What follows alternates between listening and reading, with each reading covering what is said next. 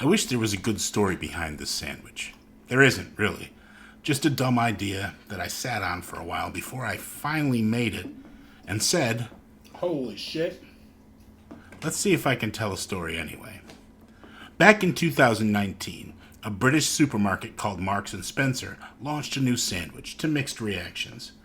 It was essentially a BLT with guacamole in it that they made for the sole purpose of wrapping it in rainbows and calling it the LGBT or Pride sandwich, then launching it during the Pride celebration in the UK. Now Marks and Spencer claimed they were supporting diversity, and they donated some of the proceeds from the sandwich to a charity supporting homeless LGBT plus youth. Predictably, though, a backlash ensued. Not from confused conservatives angrily smashing the groceries they just paid for with cricket bats or driving over them with lorries, but from the LGBT community itself, with some calling it cynical, exploitative, the commodification of queer culture. Now, I'm not a member of that community, though many people I love are, and I like to consider myself an ally. But when I saw that sandwich, my main thought was, guacamole. I mean, avocado works just fine in a BLT. It's a common addition, in fact, and one that I generally call a blat. Though I suppose you could call it a balt, if you wish. You know, if you put egg on a BLT, that not only makes it breakfasty, but it also makes it a belt, because blat just doesn't make any sense. Onions, olives, octopuses, you could add one of them and call it either a blot or a bolt. Either one makes sense, dealer's choice. The order of the letters doesn't really mean a thing with a BLT. It doesn't indicate the correct stacking order, as the bacon should always be adjacent to the tomato for the maximization of umamification. So sure, rearrange the letters and call it an LGBT. But there are a ton of G options other than guacamole. Gravy, Gouda, gherkins, gorgonzola. And what about the rest of the letters?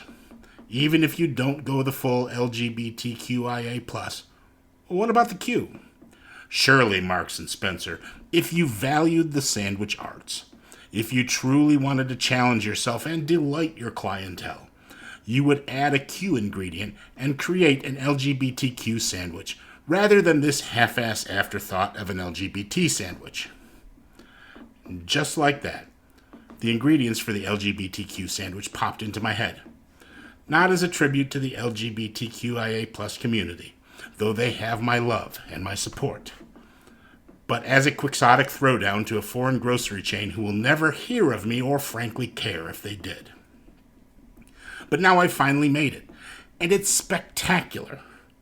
I used homemade sourdough, lightly toasted. On one slice of bread, I built a typical, if slightly fancy, BLT. Mayonnaise, green leaf lettuce, beefsteak tomato seasoned, and a good layer of some jowl bacon that I bought at a farmer's market in North Carolina a few months ago. I've been saving it for a special occasion sandwich, and this was it. On the other slice of bread, Quince.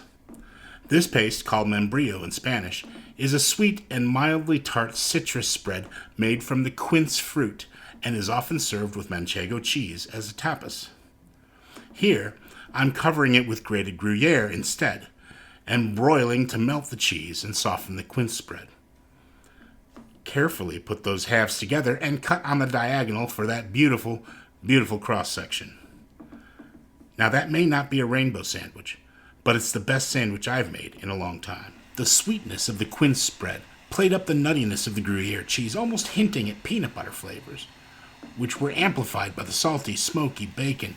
That savory bacon, in turn, was boosted by the tomato, its natural partner, with the sour and salty mayonnaise enhancing the slight bitterness of the green leaf lettuce, which then in turn fed back into the grassiness of the Gruyere. Holy shit. Have you ever had a sandwich so lively it was like flavors playing volleyball on your tongue? This is that sandwich. Oh. It's mine. You can't have it.